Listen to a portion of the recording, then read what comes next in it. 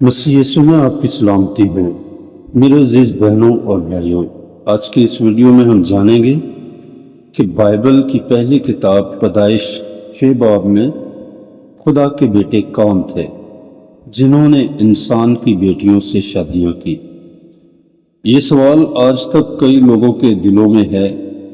इसका पहला हिस्सा पिछली वीडियो में अपलोड किया गया था। इसका लिंक नीचे डिस्क्रिप्शन में दिया गया है, आप वहां से इसे भी देख सकते हैं। तो आइए चलते हैं मुकम्मल तफसीर की जानिब। गुजारिश है, अगर आपने चैनल को अभी तक सब्सक्राइब नहीं किया तो प्लीज़ इसे सब्सक्राइब कर लें। एक छोटा सा लाइक और अपनी राय का इजहार कमेंट बॉक्स में ज़रूर कीजिएगा। तो चलते हैं मुकम्मल तफसीर की तरफ। मेरे अज़ीज़ों, आपसे फिर गुजारिश है कि इस वीडियो के साथ आप आखिर तक जुड़े रहें। अगर आप बाइबल की भेदों से या उन मुश्किल हवालों से वाकिफ़ नहीं हैं जिनका ज़िक्र अक्सर इबादतों में या खादमों की खिदमत के दौरान ज़िक्र नहीं किया जाता, लेकिन हमें मसीही ईमान रखते हुए बाइबल की हर मुश्किल आयत के बारे में इल्म होना चाहिए।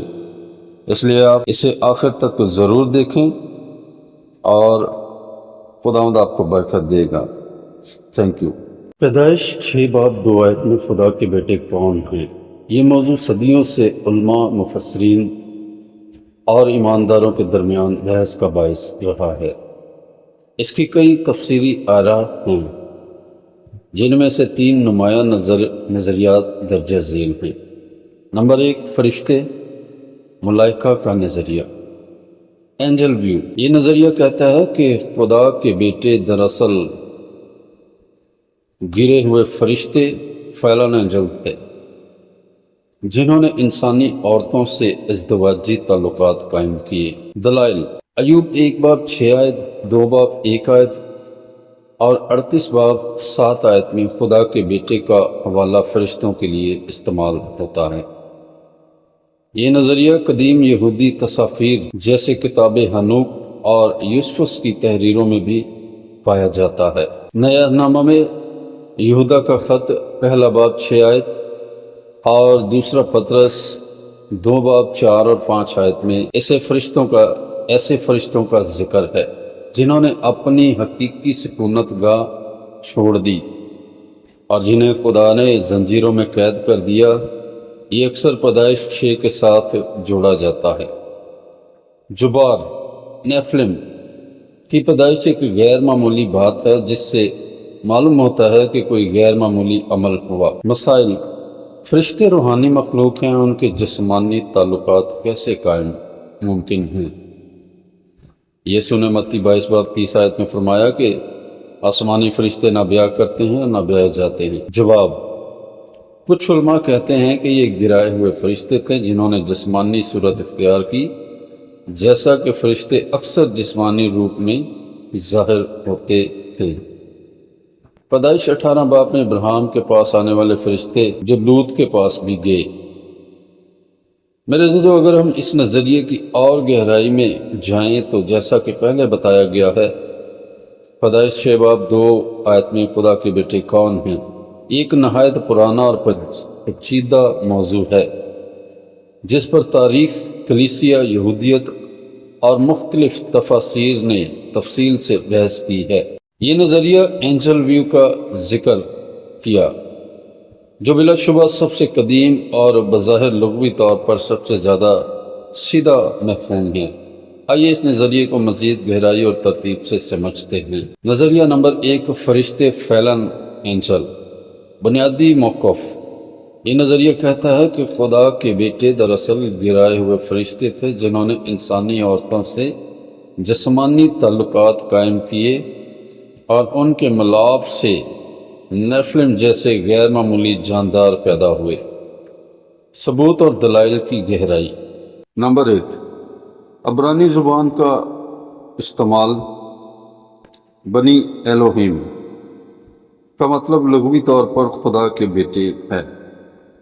यही इस्तिलाह अय्यूब 1 बाब 6 आयत, 2 बाब 1 आयत 38 باب 7 آیت میں فرشتوں کے لیے استعمال ہوئی، جہاں فرشتے خدا کے حضور آتے ہیں، لہٰذا لغوی اور متنی حوالوں سے فرشتے مراد لینا ممکن بلکہ منطقی ہے۔ نمبر 2، بین الہدی لٹریچر۔ کتاب حنوک ایک غیر مکاشفاتی یہودی کتاب ہے جو پیدائش کی تفصیل بیان کرتی ہے۔ اس کے مطابق 200 فرشتے جنہیں واچرز کہا گیا زمین پر آئے، انسانی عورتوں سے تعلقات بنائے اور نیفلم پیدا کیے۔ یہ کتاب قدیم یہودی دنیا میں بہت معروف تھی اور کچھ حوالوں سے یہودا کا خط 1 باب 6 اور 7 آیت اس سے متاثر لگتا ہے۔ نمبر 3، نئے عہد نامہ کے اشارات۔ یہودا 1:6-7۔ اور ان فرشتوں کو بھی اس نے نہیں بخشا جنہوں نے اپنی ابتدائی حالت کو نہ سنبھالا بلکہ اپنی سکونت گاہ کو چھوڑ دیا۔ یہ اکثر خدا کے بیٹے کی طرف اشارہ سمجھا جاتا ہے۔ دوسرا پطرس 2 باب 4 اور 5 آیت میں لکھا ہے، جن فرشتوں نے گناہ کیا خدا نے انہیں جہنم میں ڈال دیا اور تاریک گڑھوں میں قید کر دیا۔ سیاق و سباق نوح کے زمانہ کی بات کر رہا ہے جو پیدائش 6 کے ساتھ ہی جوڑا جاتا ہے۔ نمبر 4، نیفلم کی حقیقت۔ پیدائش 6 باب 4 آیت کہتی ہے کہ وہ سورما تھے جو قدیم زمانہ کے مشہور لوگ تھے۔ اس کا مطلب ہوتا ہے کہ گرائے ہوئے نیفلم یا دیو قامت لوگ۔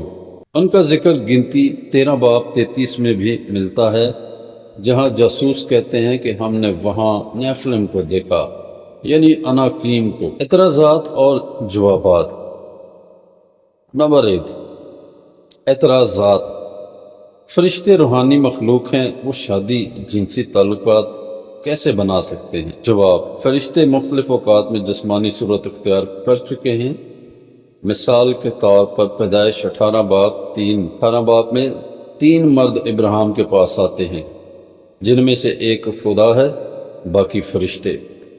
پیدائش 19 باب میں وہی فرشتے سدوم میں لوط کے گھر میں آتے ہیں اور شہر کے لوگ ان سے جنسی تعلق چاہتے ہیں۔ اس سے ظاہر ہوتا ہے کہ گرے ہوئے فرشتے فعلاً انجل جسمانی روپ اختیار کر سکتے تھے۔ اعتراض نمبر 2، یسوع نے کہا کہ آسمانی فرشتے بیان نہیں کرتے، متی 22 باب 30 آیت۔ جواب، یسوع آسمانی فرشتوں کی بات کر رہے تھے۔